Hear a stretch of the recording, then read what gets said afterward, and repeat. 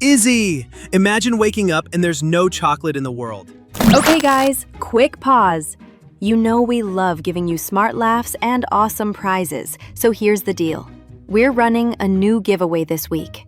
At the end of this video, I'll ask you one simple question related to today's topic. All you have to do is follow the link in the description, answer the question, and boom, you're in the draw to win an Amazon gift card. And hey, I'd really appreciate your likes, comments, and subscribes. Your support keeps Izzi and Buzzi growing and bringing you even more fun stuff every week. Now, eyes on the screen. The answer might show up when you least expect it. Let's get back to it. A challenge inside our challenge? What is this, Inception? Relax, Buzzi. It's just a simple question from today's video. You'll see it at the end. Super easy. Can I join? I feel lucky today. Nope. You're disqualified before even starting. But for everyone else, check the terms and conditions in the description below. And don't forget to subscribe. It actually boosts your chances. Now, do you finally remember your question, genius? Nope.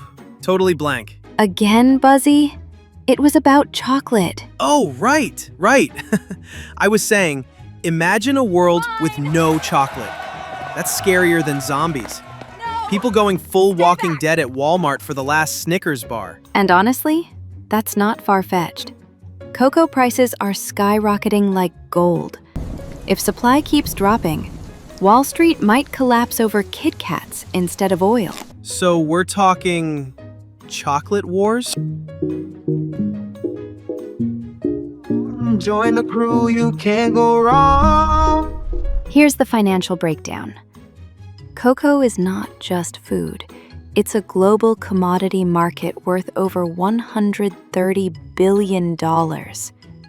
About 50 to 60% of the world's cocoa comes from just two West African countries, Ivory Coast and Ghana.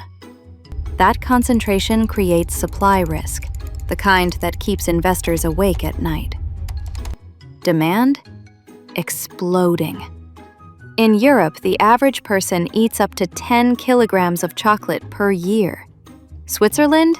Even higher. They're basically Olympic athletes in chocolate consumption. And in the US, Valentine's Day and Halloween drive seasonal spikes in demand that look like Costco on Black Friday. But production can't keep up. Climate change, shifting rainfall, and crop diseases mean lower yields and higher costs. By 2050, half of today's cocoa-growing regions might not survive. Imagine telling your kid, "We used to eat real Hershey's bars, not lab-engineered chocolate substitutes." And here's the Wall Street twist. Cocoa is traded on futures markets in New York and London, just like crude oil, gold, or coffee. Hedge funds and commodity traders speculate daily on cocoa contracts. When weather disasters strike or pests destroy crops, investors pile in, driving up futures prices, and eventually, your Snickers bar. Now, let's talk about the human side. According to the U.S. Department of Labor, about 1.5 million children work on cocoa farms in Ivory Coast and Ghana. Meanwhile, the multinationals, Mars, Nestle, Hershey, generate billions.